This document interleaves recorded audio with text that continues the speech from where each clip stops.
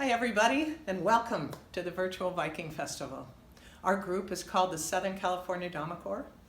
A Damekor is a group of singing dames. Dame, women, kor, chorus. And so here we are, a woman's chorus, to sing songs for you today.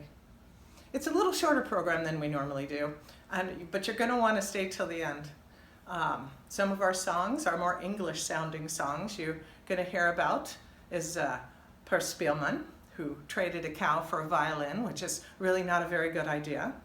We also have Ole, who needed to talk everybody into moving a town named after himself, Oleana, and he stretched the truth a bit, telling people that beer springs from the ground and corn grows 10 feet tall. And we'll also sing a favorite, one made popular years ago by Danny Kaye about nakedness, about a king's nakedness, particularly, and you're going to want to stay for the end because we do our very best to honor Leonard Cohen with a Swedish version of Hallelujah. So anyways, thank you for listening, and we're so glad you're here. This medley of very old traditional folk songs begins with a brief example of Kilning. Kilning is a style of singing used to call cows in the high mountains of Norway and neighboring Sweden. The vocal technique of loud, high-pitched tones is intended to communicate over long distances. There's a haunting sadness to the tones. Many of the cows wear tuned bells so that their location can be heard. And as they respond to the cow calls, one can hear the tinkling of the bells as they move toward their home farm.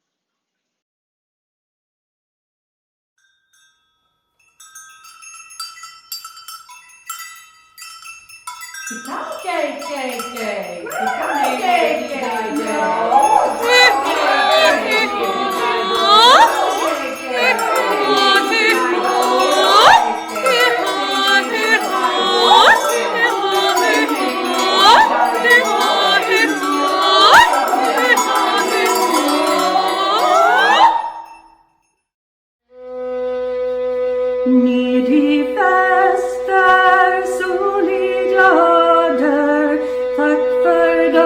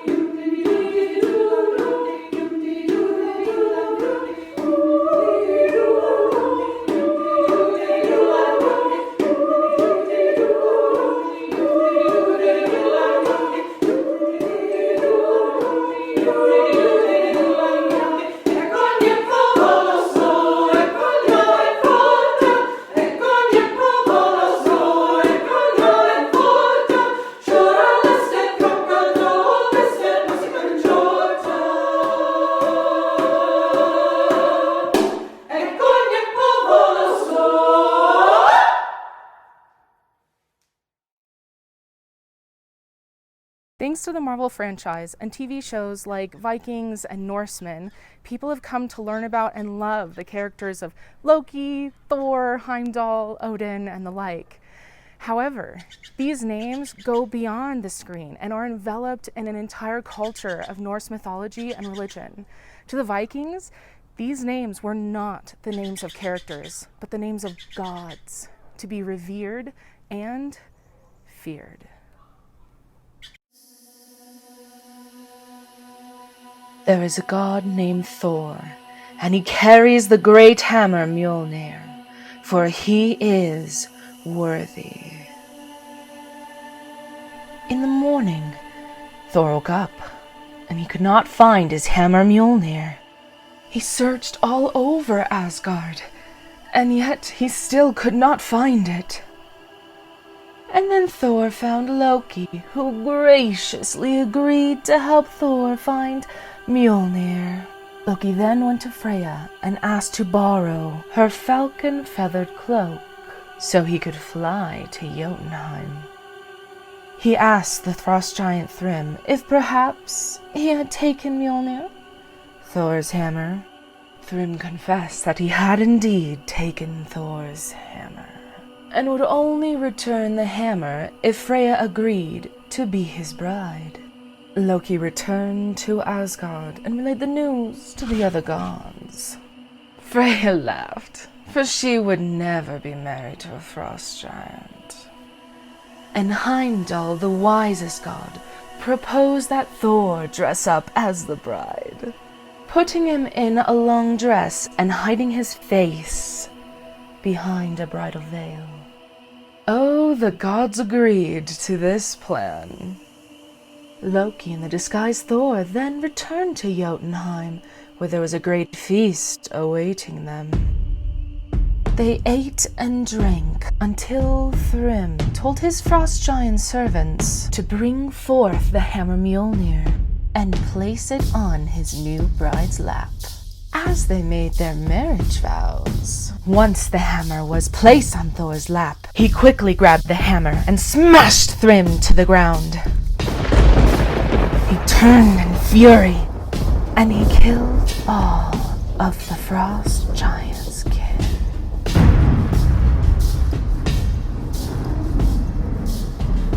Thrym was no more, and Mjolnir had returned to the worthy one.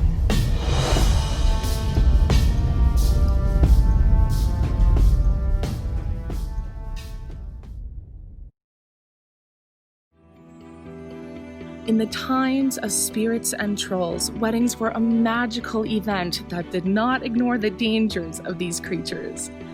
Though these beings have passed into history as lore, some enchanting wedding traditions still remain. This is a mangla tray, or mango board. Today, it's just used for decoration, and rosemowers love to paint them. But in rural Norway, it was used to press linens. Can you believe they actually ironed their sheets? But in olden days, if a young man wanted to propose, he would carve an intricate mango board, like this, and he would leave it at the doorstep of his girlfriend.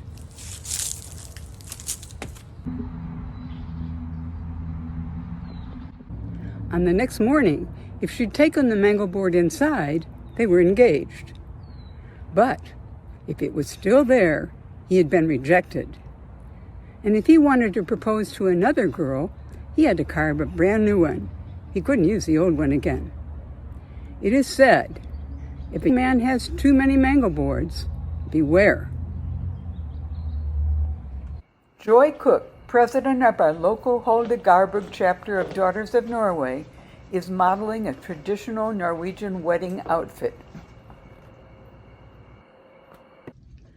Good dag. I would like to share with you the Hirangor wedding bridal crown. The reason I picked this crown is because I had the Hirangor bunad on. Each region in Norway has their own bunads. As well, their crowns are each different. But this one I find to be, because it's from my family's area, the most beautiful, of course. And along with the wedding is the fang belt. And it is what you are only able to wear once you are married. You cannot wear that if you are single. My gold belt has the same little dangles on it as does the crown. Now, it's known folklore that these dangles, as the bride is dancing around, you hear the tinkling of the bride, and it's melodic if you listen to it, and that is to frighten away the evil spirits. If they don't wear those, it is said that the trolls can come and take the bride and run away with her up to the mountains, and she is gone. So, of course, we believe folklore. I would also like to share with you one more tradition that the bride and groom share at the day of their wedding. The groom, these are called a wedding spoon, and they are made from one piece of wood. The groom does the carving of these, and it is a gift to the bride the day of their wedding.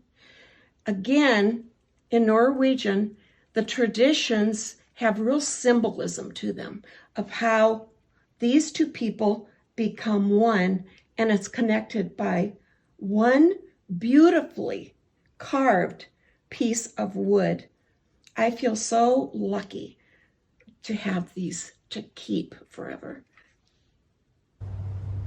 In Norway, in the rural towns, many of them have their own bridal march.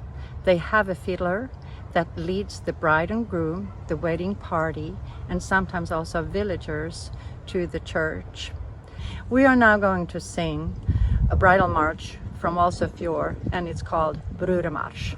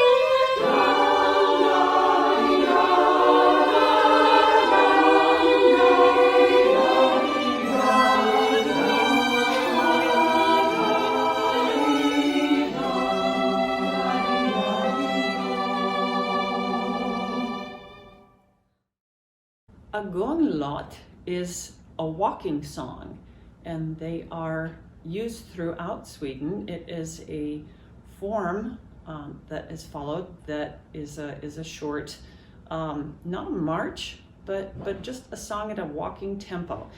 And the Äppelbo gånglåt comes from Äppelbo, Sweden, which is a tiny town of about 258 people as of 2010 in the Dalarna region. And Dalarna is where those well-known little painted carved horses come from. So, but don't let the size of the town fool you. The Äppelbo Gånglåt is among the best known and best loved of all the walking songs in Sweden.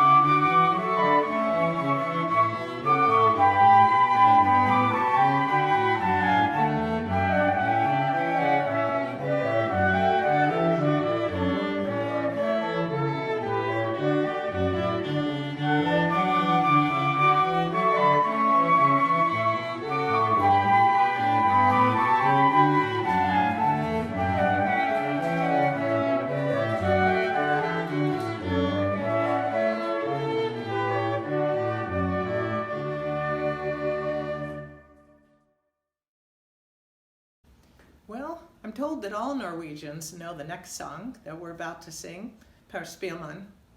This is the guy who trades his cow for a violin. Now, I said earlier that that's probably not a good idea, but you know what? It depends on your priorities, because if what you want to do is play the fiddle for all of the dances, that's exactly what you do.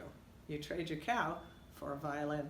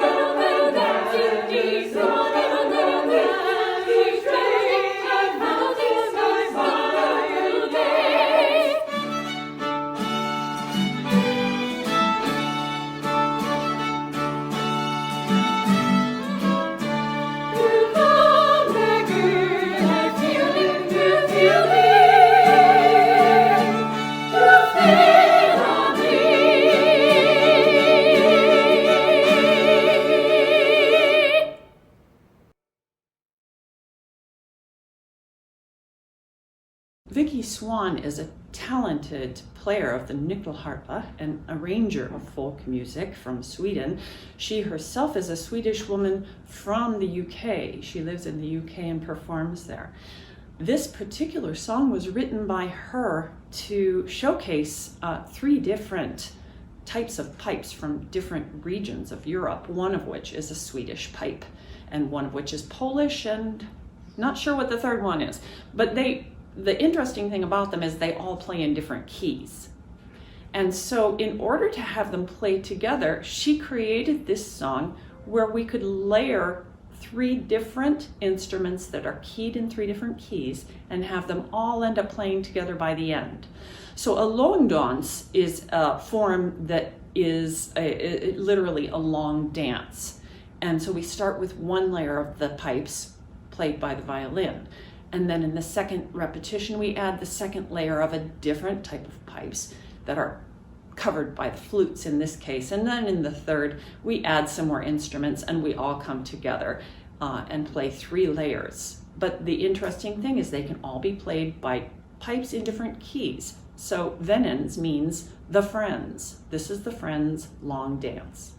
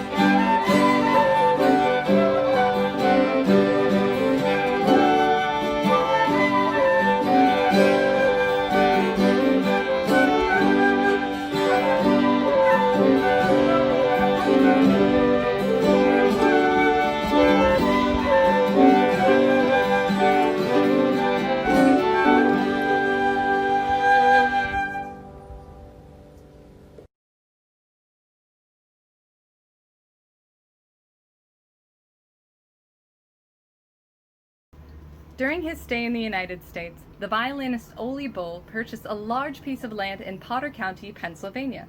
He gave it the name Oleana. His intention was to invite Scandinavian immigrants to build and settle there. More than 700 settlers initially began to build houses and roads, but it soon became apparent that the land was not suitable for settlement at all because of poor soil, and so they moved on. The hyperbole in the song Oleana pokes fun at the glowing exaggerations new immigrants in America would report to those back in Norway. Oleana,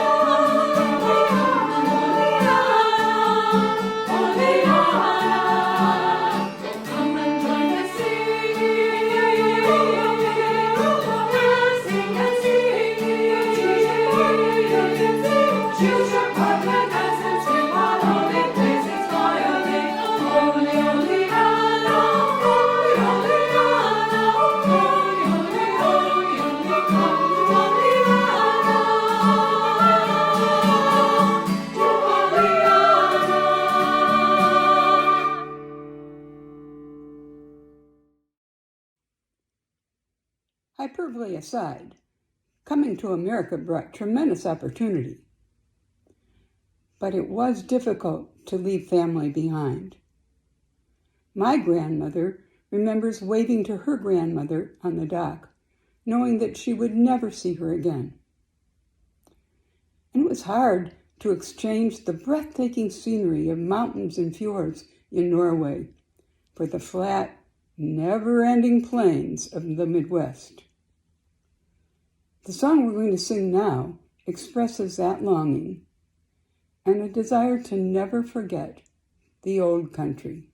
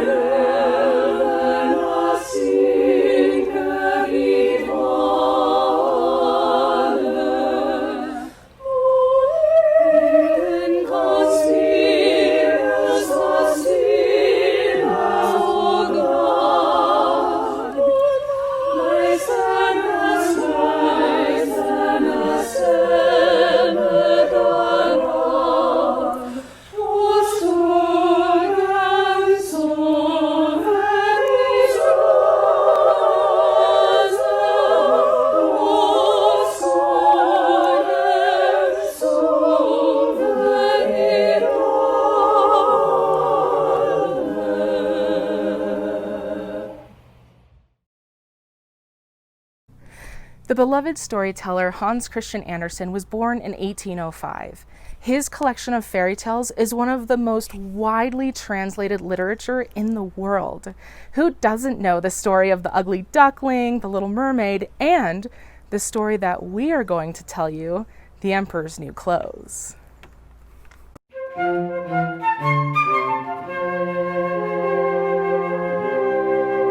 Once there was a king who was very fond of wearing new clothes. One day, two swindlers came to sell him what they said was a magic suit of clothes. Now, to tell the truth, there wasn't any suit of clothes, but the swindlers held up their hands like this and said, "Your Majesty, this is a magic suit. Naturally, since you're very wise and intelligent, you can see how beautiful it is. But to a fool, it is absolutely invisible." "I see," said the king, and not wanting to appear a fool, he added, "Isn't it grand? Isn't it fine? Look at the cloth, the samurai. The suit of clothes is altogether the most remarkable suit of clothes that I have ever seen. Besides, mine is once determined, the sleeves are round and the cape is and the hose are blue, and the tablet is a lovely shade of green. Lovely shade of green." Somebody sent for the queen. And they summoned the queen, and she was told how only wise people could see the magic suit. Naturally, not wanting to appear a fool, she said, "Isn't it great? Isn't it rich? Look at the charm of every stitch.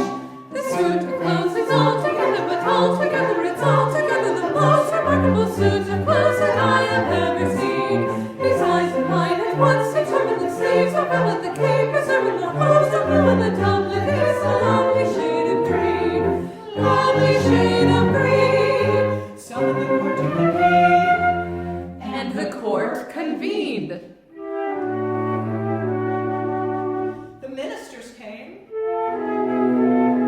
The ambassadors, the counts, And the dukes.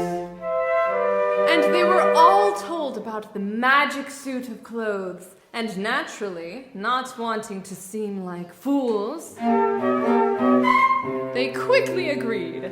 Isn't it oh? Isn't it ah? Isn't it absolutely oh? The suit of clothes is altogether, it's altogether the most remarkable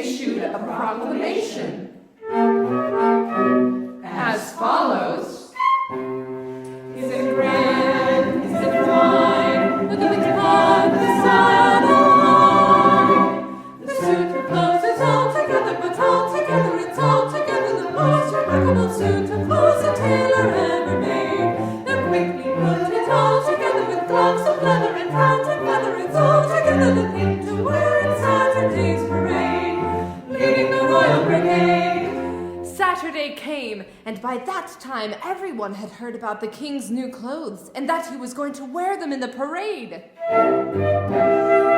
The people lined the streets as the artillery came by. The cavalry. The Fife Drum Corps. Royal Guard.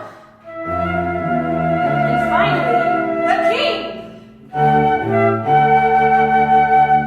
And everybody cheered, for nobody wanted to appear a fool.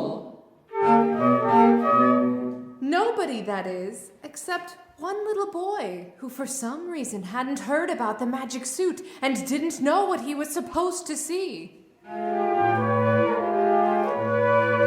He took one look and exclaimed, "Look at the king, look at the king, look at the king, the king, the king. The king is in the altogether, but altogether, the altogether, he's altogether as naked as the day that he was born. The king is in the altogether, but altogether, the altogether, it's altogether the very least the king has ever worn. Call the court physician, call an intermission, His Majesty is lying with ridicule and scorn. The king is in the altogether, but altogether, the altogether, he's altogether as naked as the day that he was born, and it's altogether true, Juliana.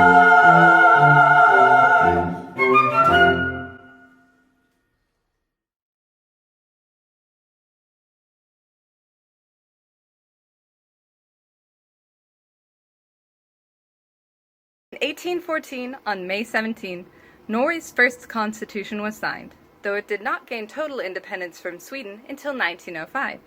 Like our 4th of July, 17 Mai, May 17, is a time of celebration, flags, and children parading in the streets of each town. Ja, vi elsker, Yes, We Love Our Dear Land, is Norway's national anthem. Norge i rødt, hvitt og blå, Norway in red, white, and blue, is a rousing patriotic march played on May 17 by bands throughout Norway. Ja, vi elsker dette landet som dess tider frem. Urettferdig over vannet ledde 1000 hjem. Elsker det å tenke på far og mor, og det saga natt som senker grunnet på vår jord, og det saga natt som senker for grunnet på vår jord.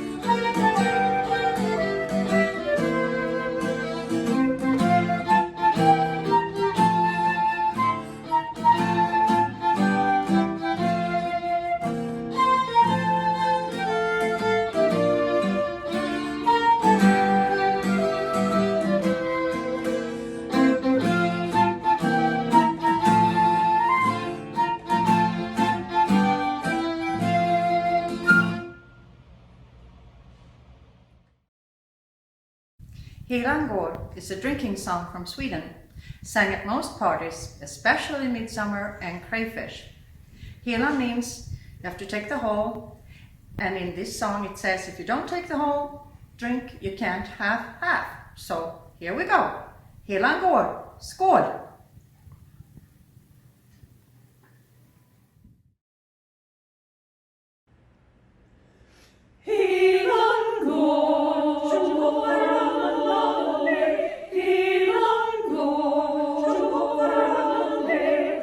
Den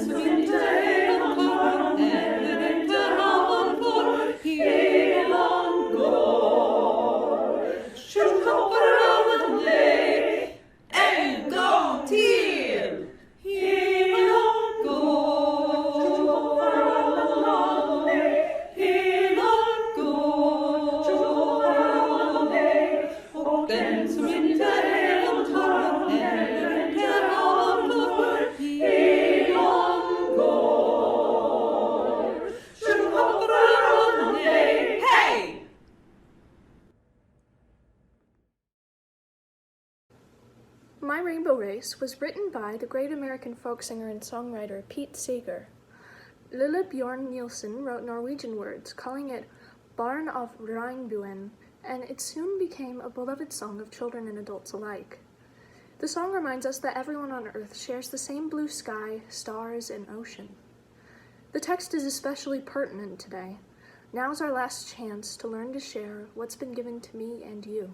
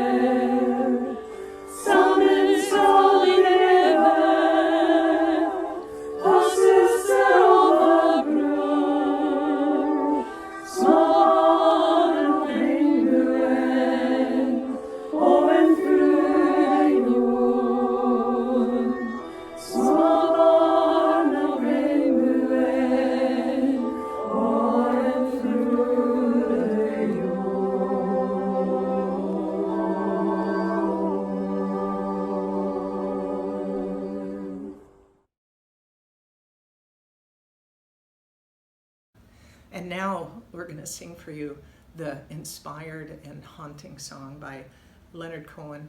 The Swedish lyrics are written by P. Beckman, and the song is arranged by Lorian Dunlop. I do especially love the words we'll sing today, so keep in mind this as you hear the melody. There is a song that says everything, that warms when it's cold, which entices you to cry or rejoice. It has things that grab and lead you from night to day, and suddenly you want to sing hallelujah. It shows that we belong together as a cautious cry of joy, for it unites us in the bittersweetness. This life we have to work out together, everything we took and everything we gave. So we dare to call out hallelujah. All the dreams we have dreamed, the beautiful that we almost forgot remains, and we can no longer deny. You shout and you hear your voice, and you have words that give you comfort, a naked and a simple hallelujah. And so it is.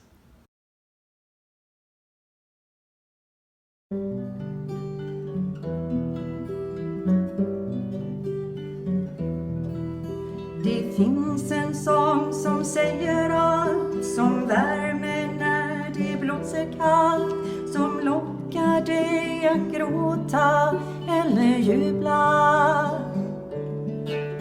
Den har någonting som griper tag och leder dig från natt till dag, och plötsligt vill du sjunga här.